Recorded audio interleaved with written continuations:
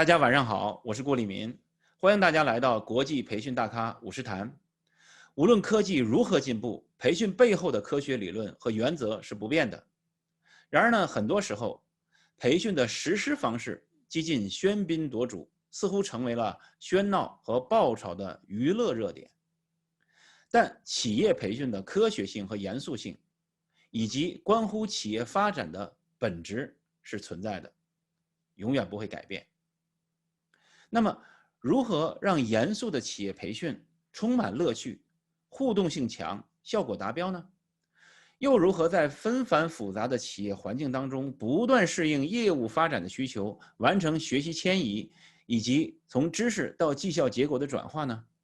本期就让我们来聆听从业半个多世纪、年近80的国际著名学习发展专家 ，ISPI 国际绩效改进协会1983年主席、蒙特利尔大学荣誉退休教授哈罗德·斯托洛维奇博士，Dr. Harold Stolovitch 来为我们亲自讲解。好，那么下面我们就有请 Dr. Harold Stolovitch。Very happily, quietly, and in a cave, as you can hear the sound, because of the coronavirus.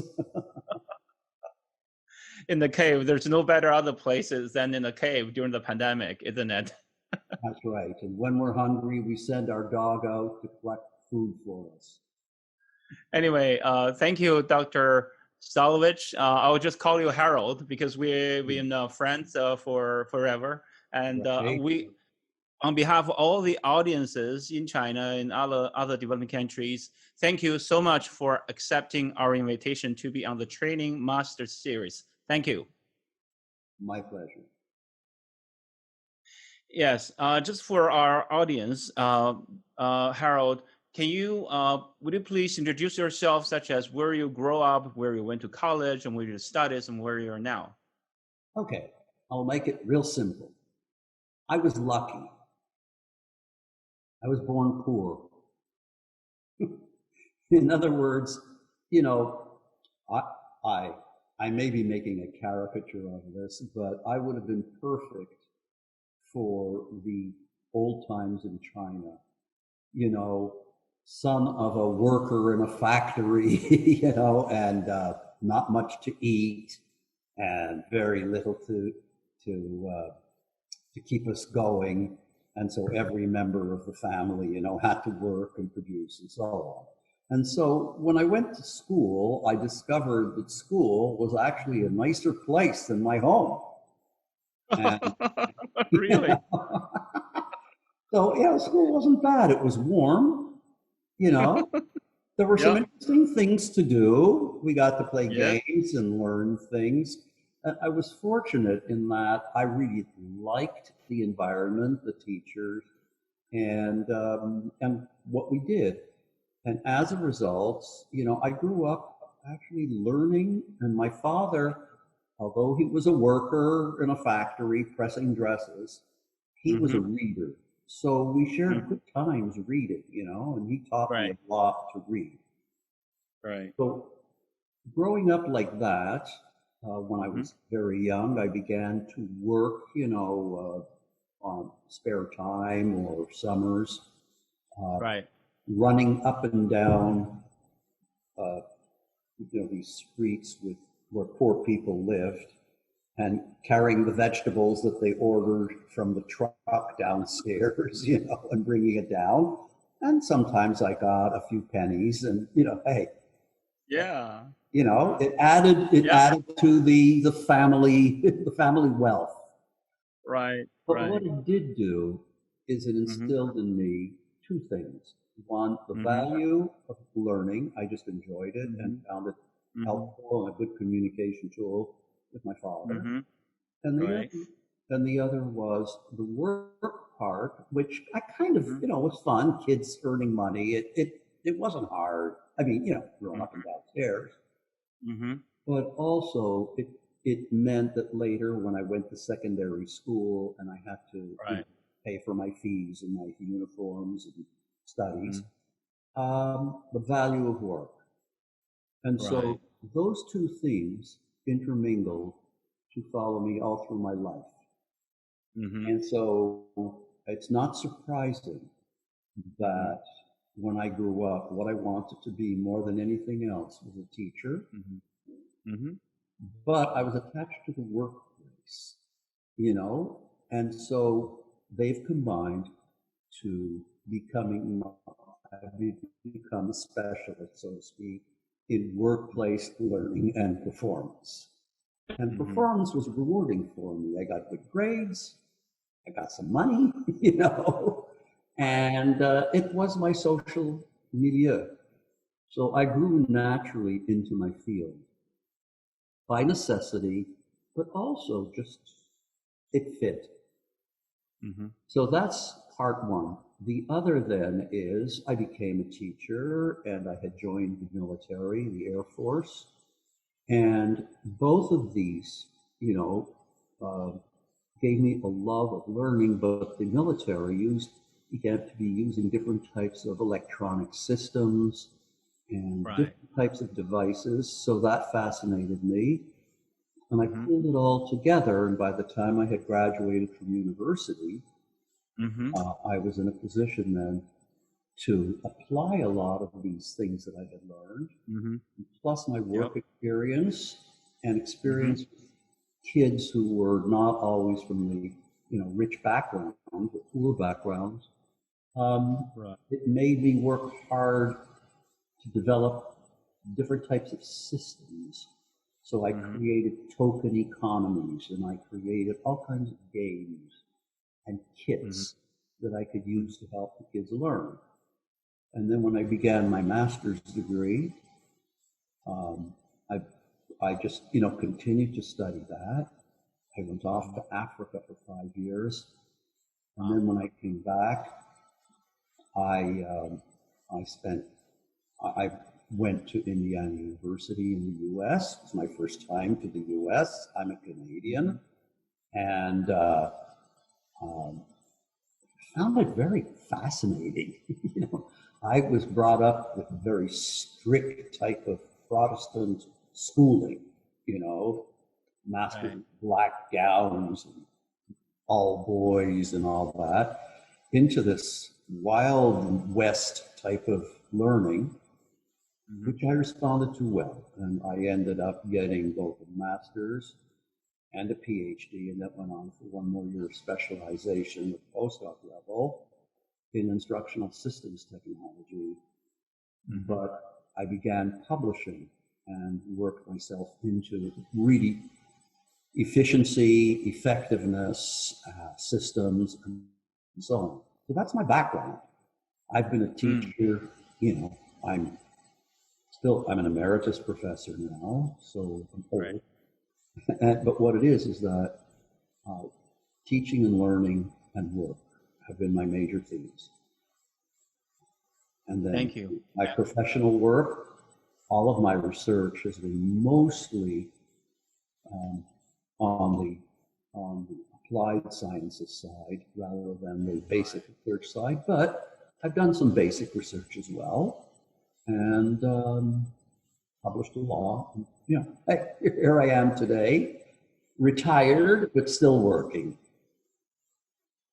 And you're based in Los Angeles, I now California. live in Los Angeles. Yes, I was invited by the University of Southern California to do a sabbatical with them. And when I finished, they asked me to stay on and teach part time. And they worked with my university in Canada. I was teaching at the world's largest French language university, which is the Wow. Université de Montréal in Montreal. And then I commuted, Okay. okay, Okay. until I Yep. retired in Canada, but continued in the US. Yes. Yes. Yes.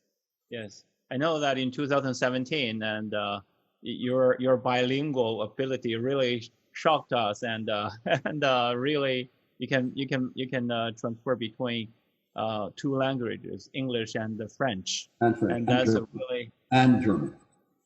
And German, and German. So you speak three languages. Yes. Wow.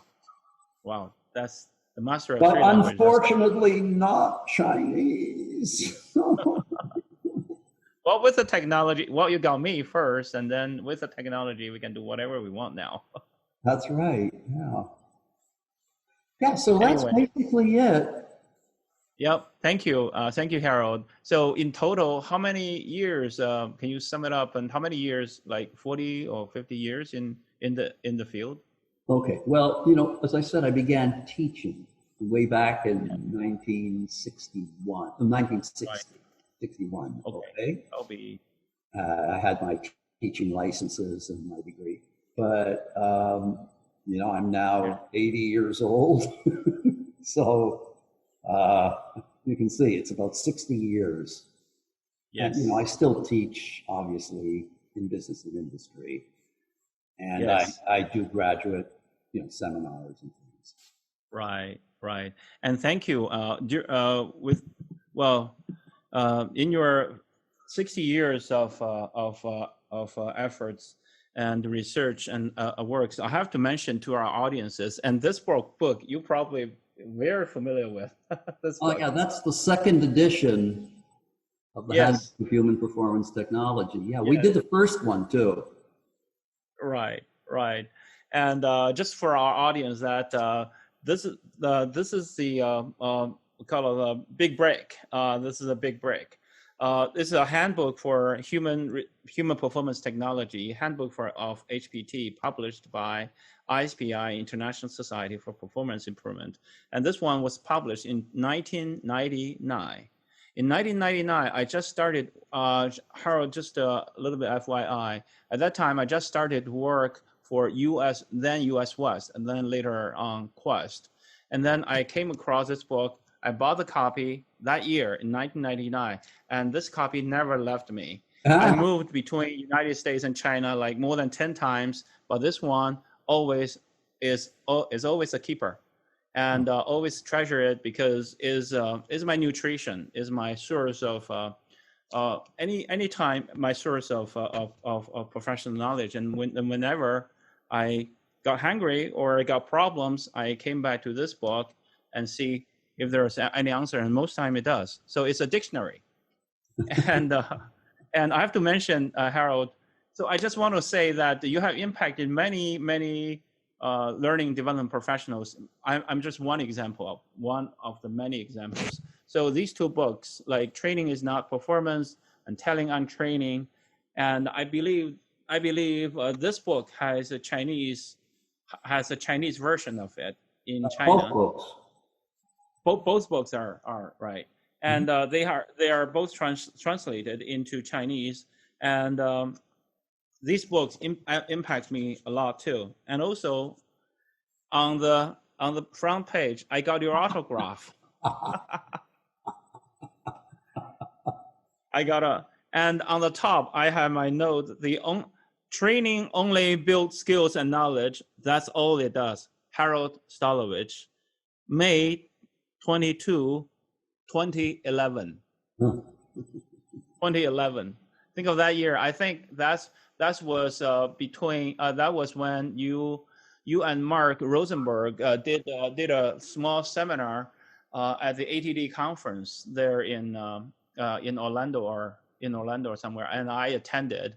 That was only an hour, but I learned a lot. You and Mark Rosenberg and those. Well, for all of that, for all of your guidance, your support, and your research, you impacted us. For all that influences, I want to say, Harold, and to your wife, beloved wife, Erica Keeps, also, thank you. Wasn't I clever? I married a person in the same field. Exactly. And a lot of times people say we marry up, right? The smart man always marry up. Always up. Okay, so Anyway, shall we continue into more important stuff? Sure. With the fast spinning of technology, how should learning development retain its scientific essence and abide by the science of learning? Okay, well, look, it's like technology, how do you define it? Or how does, I don't know how people define it. If I said to you, okay, I'm putting you on the spot, what's technology? What would you say? I would say is a hard technology and soft technology. Hard technology is the mechanics, the way of doing things with tangible matters. The soft technology is a different way of thinking. Okay. And, I'm going to accept one piece of what you said. It's not that it's wrong, please. Okay, yeah, I But, know. to me, a really good definition, techne is a Greek word, and it's the first part of technology. And it's all about doing, applying. Mm-hmm. And technology is really the application of scientific knowledge Mm-hmm. to resolve or to achieve practical ends. Okay, so if you want to achieve practical ends using science, then you have a technology. And the key elements are that there is an outcome that's valued. Is that okay? Mm-hmm. And the use of science. So when we do research, we talk about basic research and applied research. Mm-hmm. Then as a professor of a technology, whether you Mm-hmm. call it soft or hard, I just call it technology. Whatever Okay. science has revealed to us that somehow can be translated into a valued practical outcome is fine. Mm-hmm.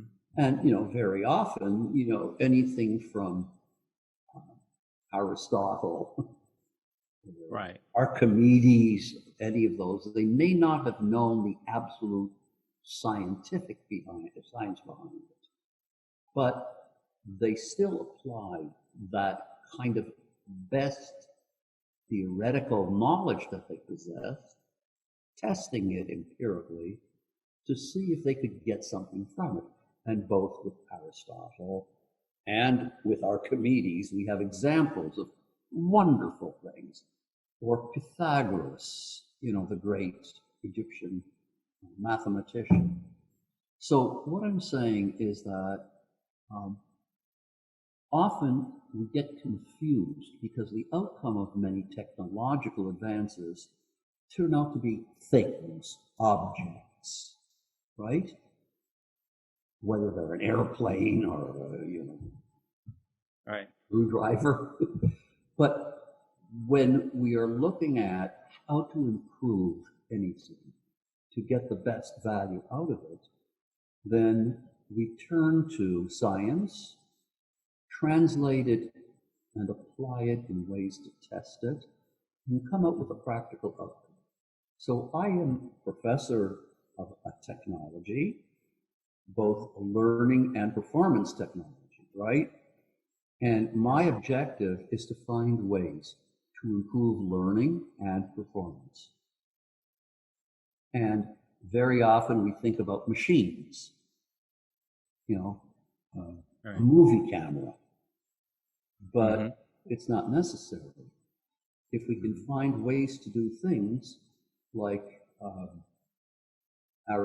Archimedes and, a lever to raise Mm-hmm. things that can then be turned into a machine of some kind, then the same goes for us. The difficulty, why I'm doing that or talking about that, is that it's always important to retain the scientificness. That is key.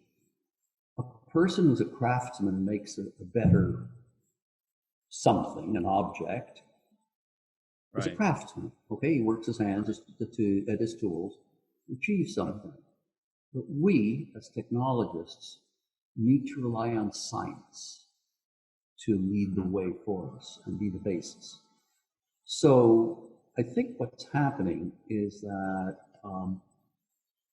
when we talk about a science or a science of learning or a science of human performance, We often think in terms of mechanical things, computers and artificial intelligence and machines of any kind that can enhance simulators.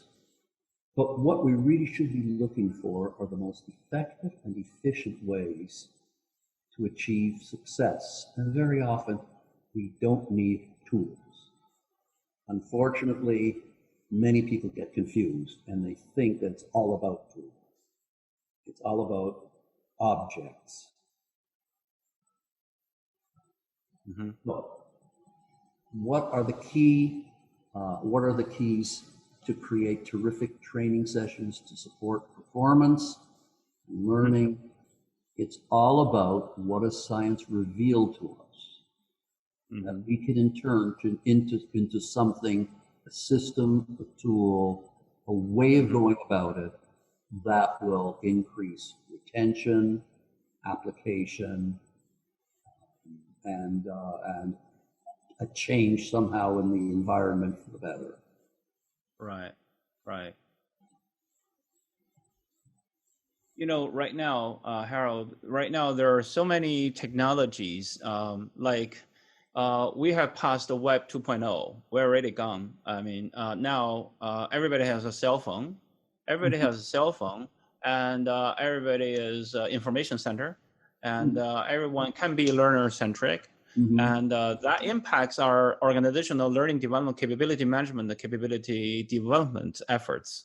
Because in the past, it's just the good old ways of ILT, the instructor-led training, with an instructor standing in the front and teach. And, it's sometimes like duck feeding, and then with some interactivities.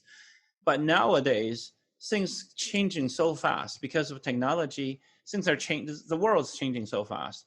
And then with the smartphones, we can get all kind of information.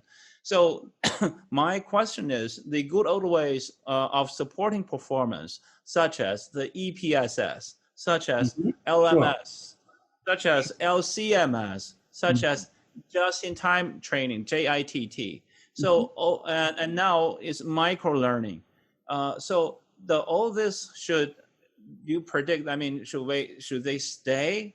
I mean, are they going to disappear, or are they going to still be an integral part of all of our learning and the performance efforts? Okay, well, that's a whole lot in there, but I'll unpack it the way I see it. You said to be just-in-time training, okay, for example. Right. So what is that? Excuse me, just-in-time training, just-in-time JITT.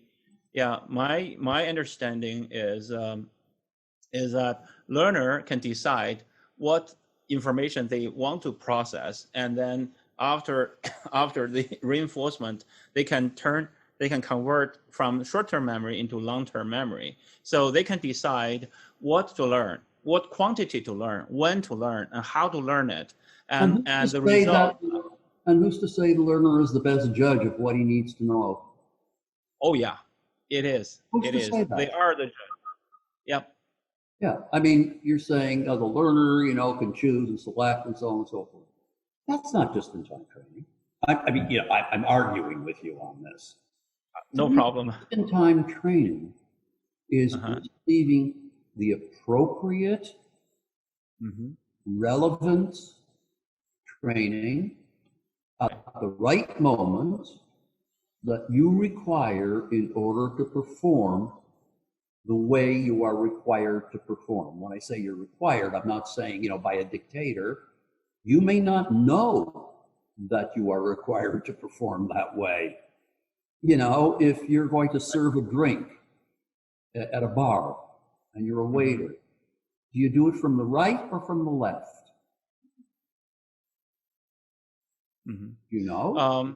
Yeah. Which I don't way actually. Do you serve the glass? Which way do you remove the glass? Probably from the left to the right. I'm making a bet on it. Okay, but what I'm saying is, but probably, if you're a novice waiter, do you really know? I don't. You don't. So Mm-hmm. why should you be making the decision as to, what it is that you need when? Mm-hmm. So just in time is when the right amount of training of the right Mm-hmm. type arrives at the Mm-hmm. right moment in the Mm-hmm. right dose, right? And Right. that can be mechanical, but if we were cavemen, then Right. it would be not mechanical, Mm-hmm. right? And what I'm saying is that you need to extract the essence of it. Then what you do is you apply it given the resources that you have available and the, in quotes, technologies, okay? Right. But, and they can vary. There's not one way that we train people. So what I guess I'm trying to say is that the essence is what has science shown us that allows people to learn and perform in the most efficient and effective way. Mm-hmm. And if I'm in a low-tech society, then I might do it with a palm branch and stones and sticks, and work with you, guiding your hands and feet and whatever. If I'm in a futuristic situation, maybe I'll be able to access the right types of data banks with examples that fit your profile. Okay? So I'm not so worried about the technology. They keep advancing. Okay? They keep altering and shifting. They have a subtle effect on us. When I began school, I began writing using what we called croquet pen. It was a stick, right? And our contribution at school is we had to pay 2 cents for a nib, a little metal thing that you put at the end of it. The school provided ink in a little glass jar, and you dip into that, and that's how you learn to write. Okay? Right. That was our technology, At that time. But that was already in advance from using a goose feather that you sharpened, right? And using a metal nib was already a technological artifact superior to a feather. So basically, that's how I learned to write. A little later, they came along with fountain pens. These were pens that were made of metal and plastic, and they had a little tube. And you went like this, and it went, and it drank some ink. Right. Okay. Well, my teachers thought that the devil had come to the school and was destroying writing with these mechanical pens. And then a little while later, ballpoint pens came along. Talk about the devil. Now you were really dealing with deep hell. Okay, and so on. You see what I'm saying? Now when kids say, right? You mean the keyboard, right? Right. But it doesn't enhance the quality of the writing. Shakespeare did fine with a goose feather. Right? Confucius wrote a great deal of wisdom with a bamboo stick. Agreed? Yeah. Okay. This is where I'm going to. I don't want to be an old-fashioned person. But what I'm saying is that the essence of learning and improving performance has little to do with the mechanical stuff. That's just an adaptation to whatever culturally we have at this moment in time. But the principles don't change.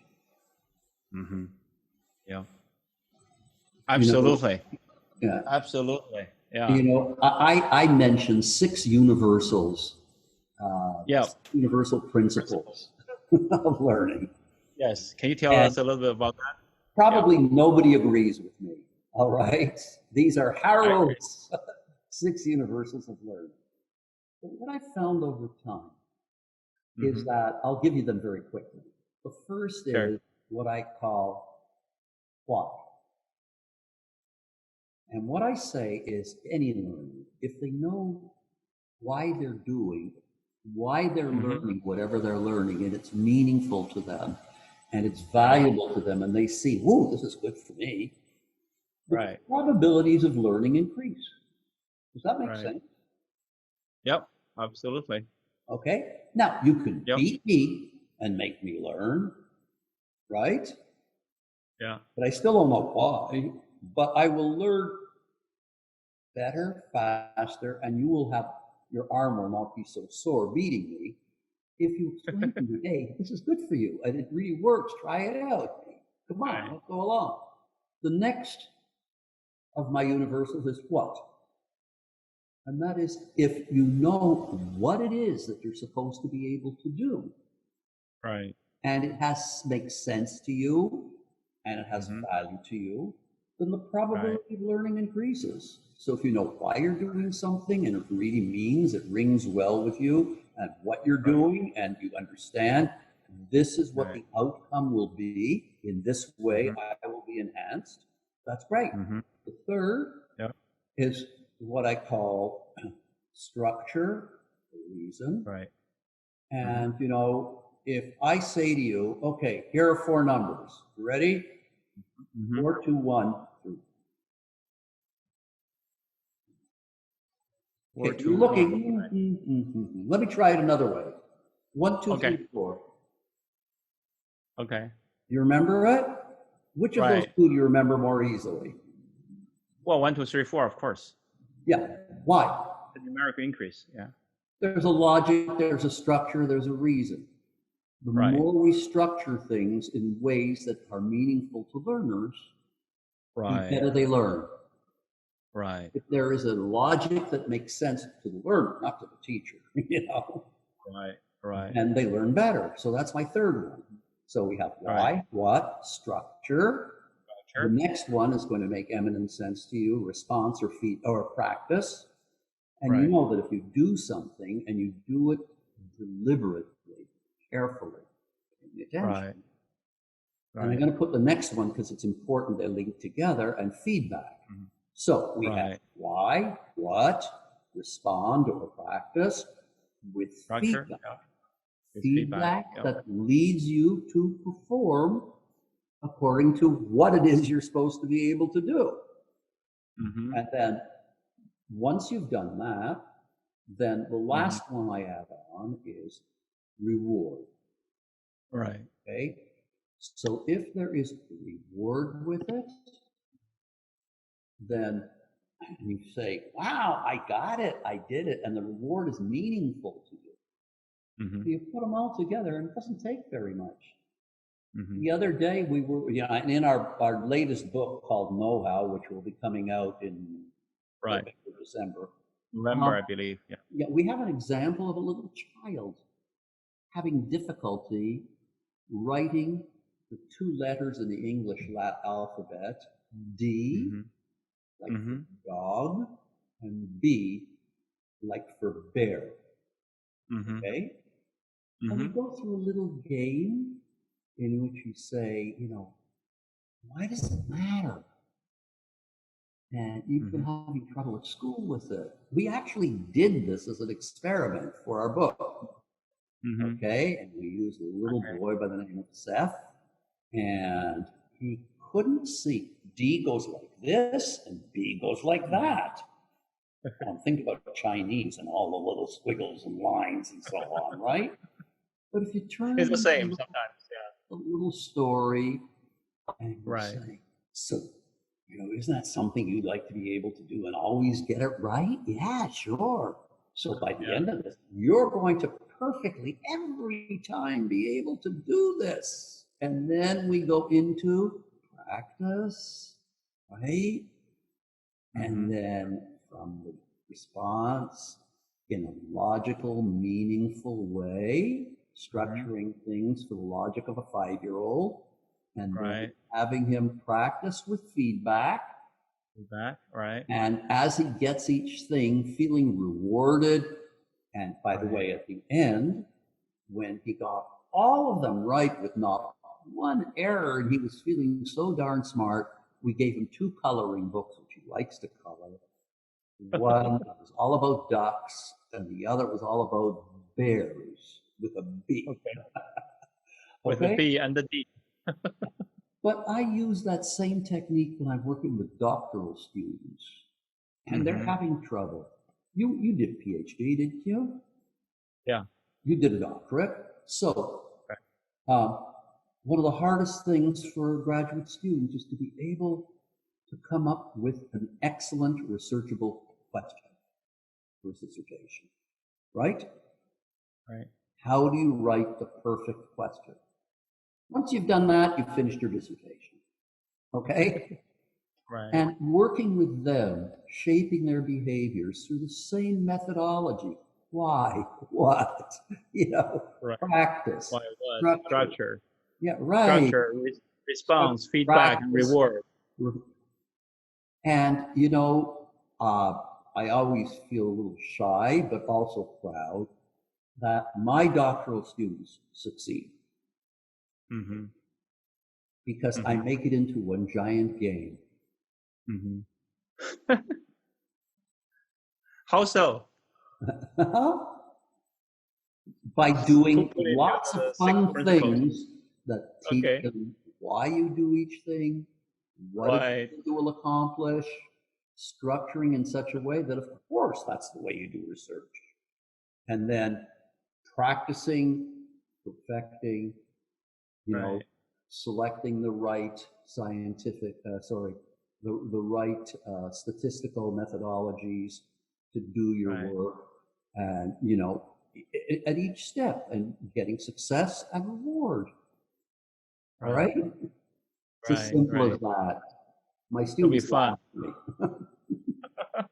But they say, I mean, it should be very interesting to be one of your doctoral students. So do you still accept doctors I can recommend a few? I make my students absolutely crazy. But it's fun, isn't it? I give them an assignment, and when they do it and they hand it back to me, I hand them the same assignment that I have done. And I give them a grading sheet, all the criteria, and I say, I'm grading your papers, you're going to grade mine. Don't consult with each other. Right. Just now you mentioned, Pardon? Just now you mentioned your upcoming book, The Know-How, and so what's that book? What is that book about? Is that a professional book? Is it just a general book for the general public? Neither of the above. It's a book for anybody. Anybody, okay.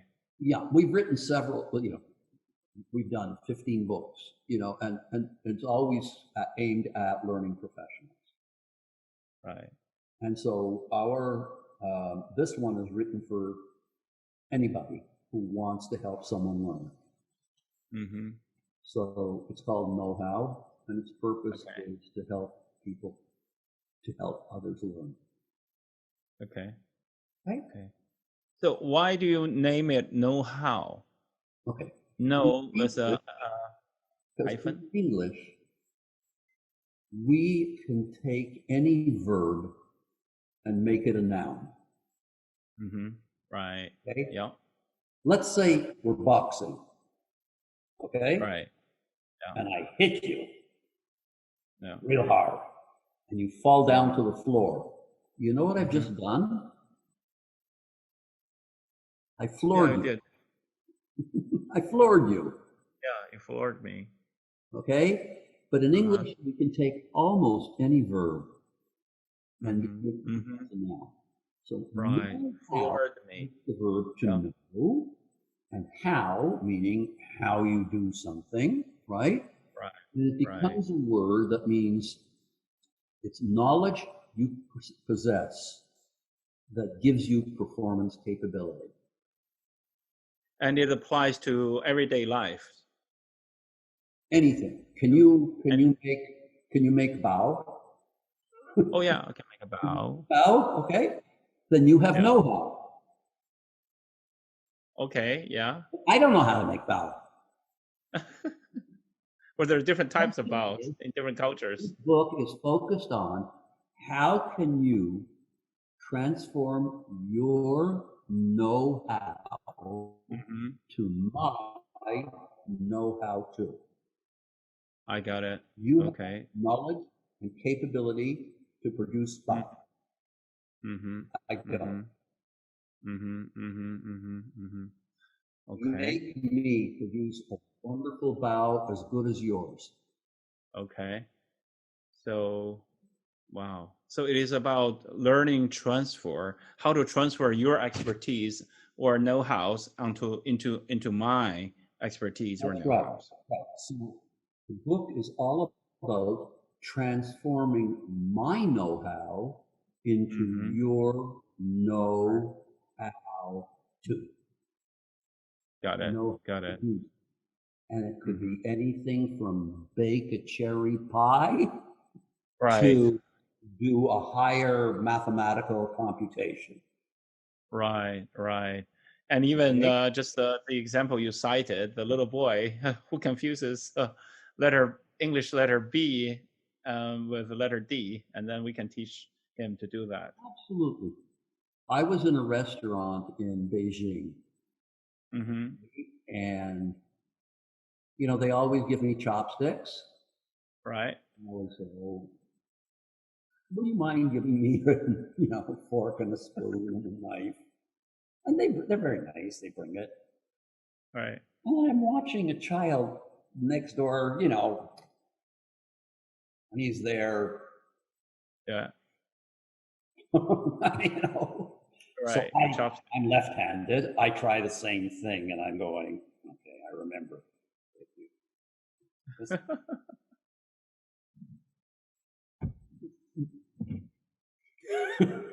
right? You just use your hand finally, right? Okay, but you know what I'm saying? Right. If Right. you grew up using chopsticks, Right. you don't think about it, do you? It happens. It happens. No, but let me Yes. ask you, did you grow up using chopsticks? Yes, I did. My Okay, dad taught me when I was very little. okay, but here's the thing. You don't know how to eat with Mhm. chopsticks. You No, I can don't. eat with chopsticks, but you Hmm. don't know how to eat with chopsticks. And that's what the big gap is between expertise and being a novice. That Hmm. gap Right. is the more expertise you have, the greater the gap between you and the novice. Exactly. Okay? Yep. So I say, Yep. okay, explain to me how to eat with a chopstick. I can explain to you just on the spot. I can explain to you, but it'd be No, very no. hard for you to learn. I know. You're a I know. professor at the university. You won't touch a chopstick. You'll just explain it to me, won't you? Yeah. Well, with one, well, they come with a pair and with different fingers to hold it differently in different positions, and Okay? one is stable, the other is movable, is more kind of a dynamic. So one is stable, the other one is not stable. Well, is the one that moves, and then that's how, instead of two of them both moves, but one stays, the other moves, and that's the most stable way to pick up something, even a bean on the table, on the surface of the table, pick up the little The truth things. is, people have taught me. My skill level, let's say, I don't think you want to invite me to a party where you have very important friends.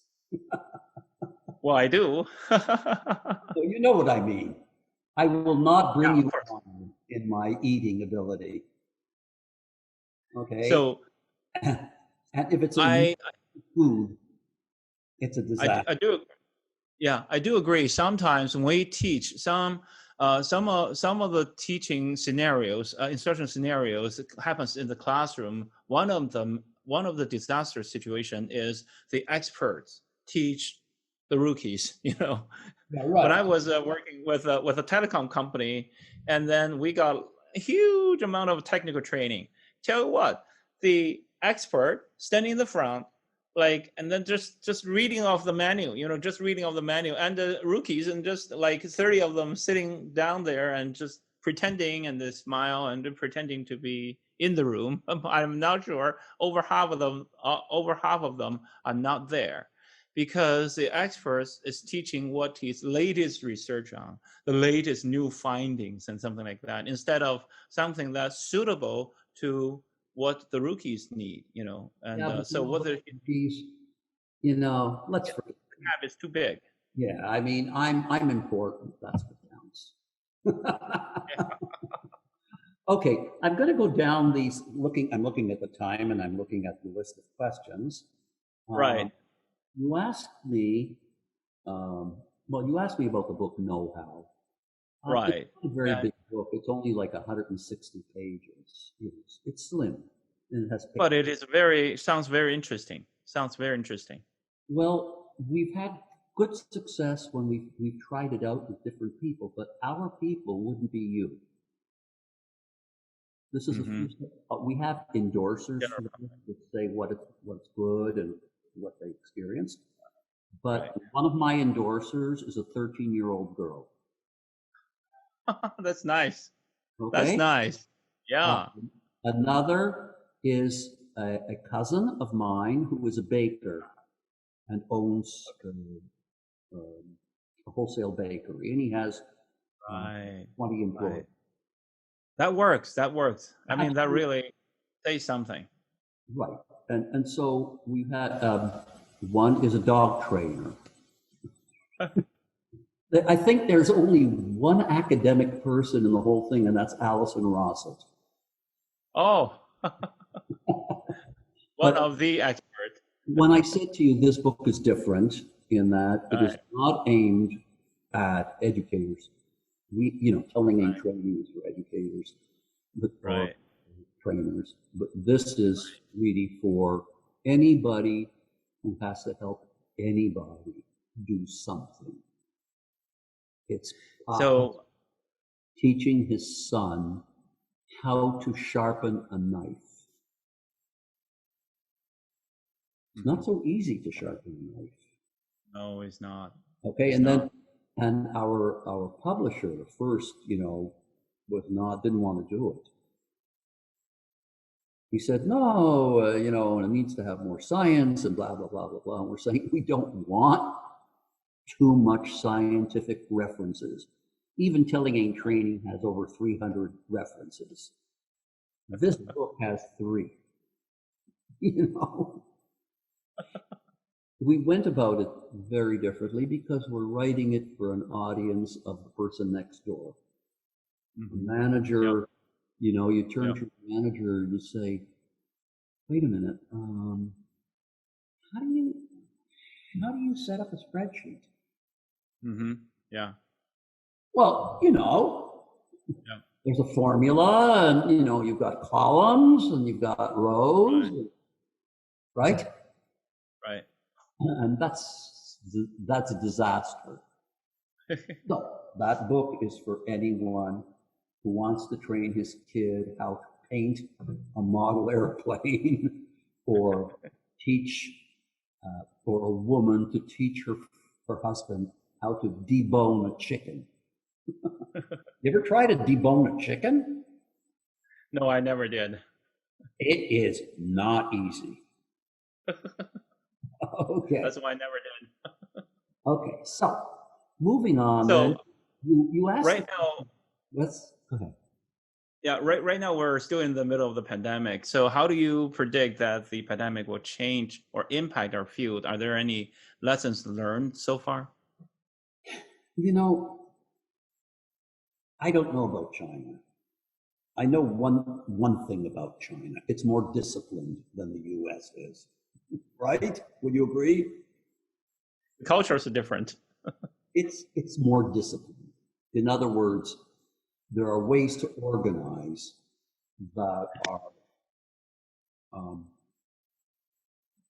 make it easier to apply things or do things in a more systematic manner. In the US, the creativity and the wonder of the US is also a disaster when it comes to things like a pandemic. Right. So, your question said, and I'm reading it off a screen here, Right. how do you predict the pandemic will impact our field? Is there any lessons learned? The one lesson I have learned, okay? It's like this. Oh, well, that's a good one, actually. You know, for the US, that's incredible I because know. the big complaint is people don't wear masks. My amazement is how is it that as many Americans wear masks as they do? You know, it's not in our nature to do it. I Talking remember about I was disciplines, in right? China and there was no pandemic. If somebody had a bad cold, they put on a mask, right? Right. Or they were protecting themselves from something. Here, you know, it's insanity. But that's okay. You know, it's a different way of life. It's not a better or worse. In Right. the case of a pandemic, it's worse. But I'll Right. tell you what good things, okay? So let's try to get the nuggets of gold out of the tons of mud, you know. And one of them is that with everything that the schools try to do and do distance learning, okay, Right. our grandchildren, you know, have been into distance learning, and my son's partner, she teaches, you know, distance learning to the kids. It's not very successful. And when you think about it, how much research has gone into distance learning and ILT and ILT, yeah, and all kinds of video-based learning and blah, blah, blah, blah, self-learning, computer-based learning, asynchronous learning, anything you Right. want to mention about that Oh yeah, there are hasn't, so many worked all jargons out that there. well. Yeah. Has it worked well in China? Are the kids all doing beautifully? Well, it is yes and no. With the pandemic, because of the discipline, and then the pandemic is controlled. But at the very beginning, it was a disaster. Everybody went online to do their school education and kindergarten. So all of the small kids are homeschooling. Well, at the very beginning, it was not homeschooling. We're just staying home. They're confined to their homes, and no I'm one sure goes out. it's getting better. No one, and the kids are bored to death. But now schools start to resume gradually, but still with a lot of precautions because of, sanitizers and a lot of wearing masks and wash your hands Shame on you, but and shame on training. you. Shame on you.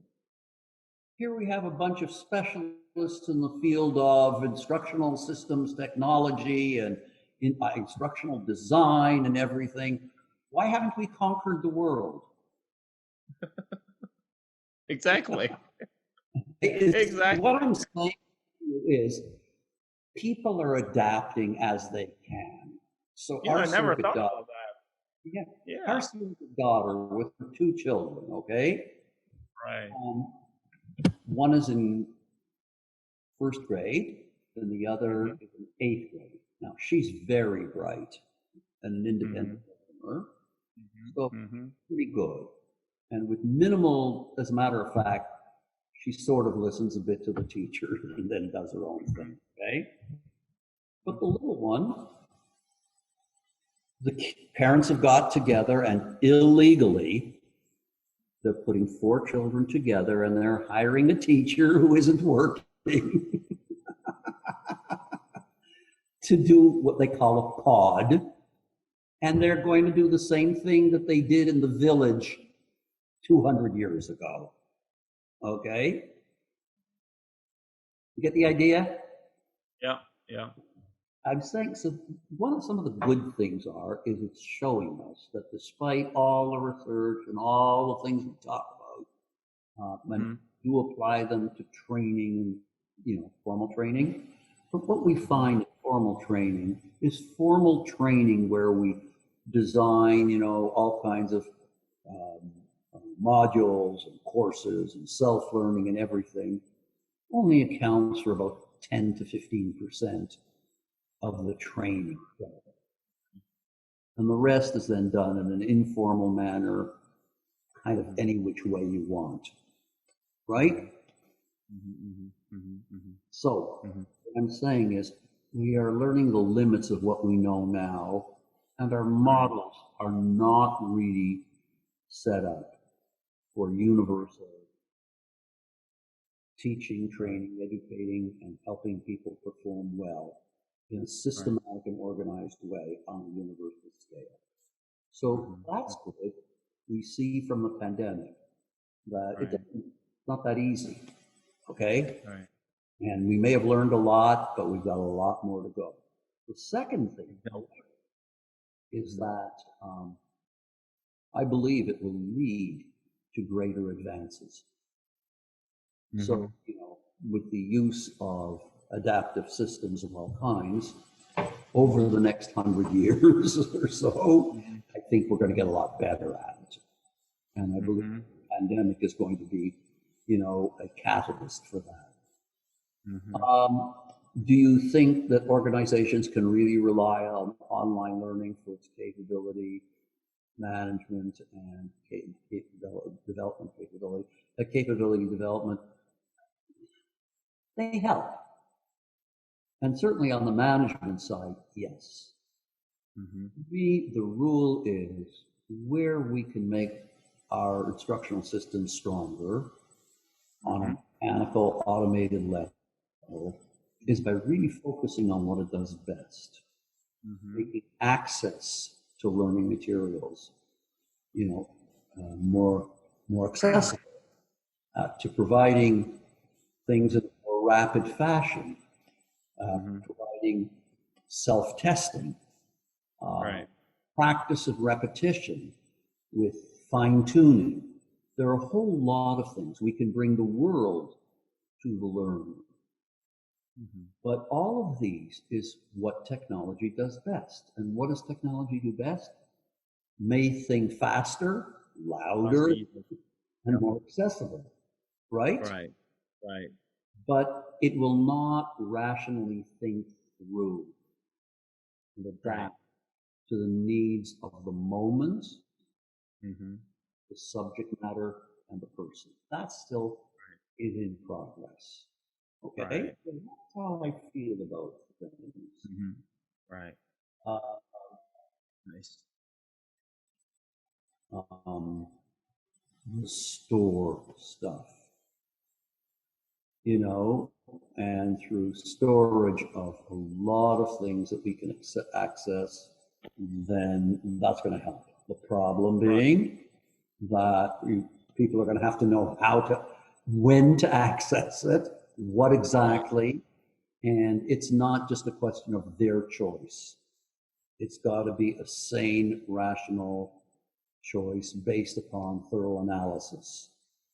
So we have a lot more work to do in being able to analyze before we can prescribe. We're very good at developing things. We make tools, we make stuff. But on doing the analytic side, we still have a long way to go. And now you have here other. I have other last closing questions. The second to the last question is, if you had a chance to start all over again, what would you have done differently? Well, looking back in hindsight, there may be many things we would have done differently, right? Because now we see the errors, we also see possibilities that we knew nothing about. Do you think when I was 11 years old, I said to myself, gee, one day I'm going to become an instructional systems technologist? Right? The words hadn't been invented. So sure, in hindsight, we can make many, we can make changes. They may not always be better, by the way. So, I personally feel I made the right choices for me. I always wanted to help people learn. I always wanted to teach. Mm-hmm. I like work. I love structure. I'm rewarded by far more by accomplishments than I am by relationships. Not great at relationships. Okay, so I might have done it in a different field, I might have done other things, but overall, the path I did not choose, but the path I followed, to me, we can't predict what we're going to be in the future.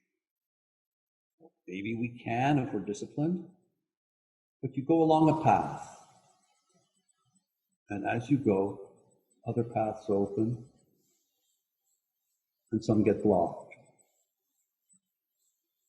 And some you look and, ooh, maybe there's something there, let's go explore. Mm-hmm. Everything that's happened to me really of importance happened by chance, but not just by chance. Right. It's all meant to be. It is all meant to be. The great philosopher, Oprah Winfrey. You know who she is? Oprah? Oprah, right. The TV personality, a woman here in the U.S., Yep. She was born very poor. She's black. She, had no advantages and so on. And she is immensely successful. One of the richest people in the U.S., and very admired by so many people. Oh, yeah. And people said, Oprah, you're really lucky. Mm-hmm. And she said, so what's luck? She said, you know how I define it? It's that when ambition meets opportunity. When ambition meets opportunity. So I've gone along my life and opportunities have occurred. Some of them were not the best opportunities. I would have been badly doing them. But others, I saw the possibility there, and my ambition said, take the risk, see it. So when I go back to what I did, whether it's in this field or had it been in another, I suspect at the age of 80, probably would be saying, damn, I've had a good life and a good run, and I think I chose the best path. So that's how I feel about it. And for younger people who are coming into our field, don't ask, I feel like President Kennedy, don't what the field will do for you. Ask what you will do for your field. It doesn't matter what you do. Wash clothes, clean shoes. Do the best damn job you can doing it. Right. In the process, find the best ways to do it, to put a great shine on the shoe, and people go, that's a lovely shine, and feel good about it. And people recognize who you are and what you can do. Right. Move on from there. So I would say find someone who you think does well, has good thoughts. I did that. I found excellent mentors. And I also, early in my career, even after I had my PhD, I went and worked for some of the consultants and also some of the researchers in our field and offered to work for them for free and benefited from what I learned. Right. Last question. As a closing statement, what other advices do you have to the young practitioners in China or other developing countries? I had an Indian professor by the name of Harold Stolovitch. He's not in our field, a different field. Okay, and I took a course that was in the catalog, and it turned out I was the only student. And he is from the old-fashioned guru school, And he said he would lecture me. I'd be the only person there. He lectured. Yeah. He was very lucky. And so on. And so I asked him once, I said, Dr. Bola, you know, you're amazing. You know, seem to know everything. You're so, how did you do this? He said, you find a guru. You know what a guru is, right? Oh, yeah. Oh, yeah. Your wise teacher, your guide. And every day you wash his feet and you drink the water. Wow. Wow.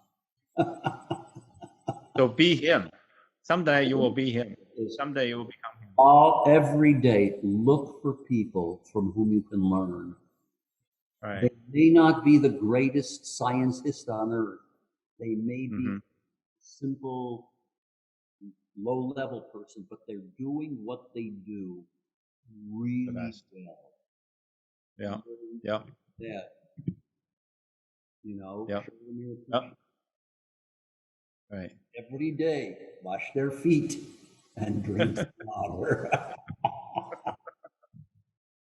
Learn from them. In other words, learn from everybody, no matter what their title are, what their social status are. Learn from them, from what they do the best. You know, our housekeeper, you know, she speaks English. It's not great. And I love her. Every day I learn from her so much. It's amazing. You know, we'll cook together and talk about when she was young and what she did. Right. And describe it. Sometimes, you know, she's making something, I say, oh, can I make it along with you? And so on. And we laugh and we have a great time. And from it, I'm learning what it is to be a wonderful mother. She is so good with her 4 children. Wow. You know, they come from poverty, but the 3 girls, 2 of them have graduated from university. One of them has a master's degree. The other is now going back to school to study medicine. The youngest daughter is in her 3rd year of university. And this is a family that, you know, barely did a little bit of primary school. And the son was not much of a student, but he's working hard and he's going to school at night. You know, they own their own home. Right. So that's what I would say. Learn. Yep. But not necessarily directly related to what you're studying or in any, but learn something that person has. That make you a better person. Right. Thank you. Thank you. That's a really good advice. I just add a little bit to that is I'm always curious to everybody, you know, everybody I see, I'm always curious and I try to understand that person, that individual. Sometimes if I can try to read that person and try to know his or her own world and then chose the best thing that I can copy from, I can learn from, and then become my know-how, you know. Absolutely. So I'm just checking my timing here. How are we? Thank you. We're doing perfect. Thank you, Harold. I want to say thank you so much for accepting our invitation. And this is a wonderful interview. And thank you again. My appreciation to you for asking. And I hope all students or whoever is listening to this, don't listen to all my little stories. Focus on just what will make you do the best job possible. And don't go running after, you know, the gold. Because not everything that glitters is gold. You know? Exactly. Thank you. Thank you, Harold. Bye-bye. Yeah, bye-bye.